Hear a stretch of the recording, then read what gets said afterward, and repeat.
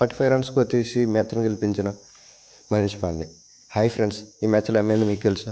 Toss గెలిచిన KKR bowling ఎంచుకుంది. MI బ్యాటింగ్లో Corbin Bosch 32, Hardik Pandya 26, Tilak Varma 20 score చేశారు. అలాగే మిగతా బ్యాటర్స్ కంట్రిబ్యూషన్తో 147 స్కోర్ చేశారు.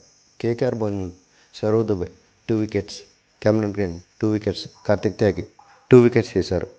కేకేఆర్ బ్యాటింగ్లో అజింక్య రహానే 21, మనీష్ పాండే 45, రమన్ పాల్ 40 స్కోర్ చేశారు.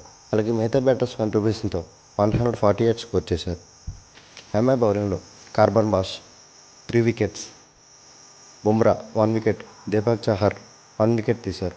ఫైనల్గా కేకేఆర్ 4 వికెట్స్ తేడాతో గెలిచింది. Player of the match Manish పాండేకి ఇచ్చారు. ఈ వీడియో మీకు నచ్చినట్లయితే లైక్, షేర్, కామెంట్ చేయండి. అలాగే మా ఛానల్ని సబ్స్క్రైబ్ చేసుకోండి. పక్కనే ఉన్న బెల్ బటన్ని యాక్టివేట్ చేయడం మర్చిపోకండి.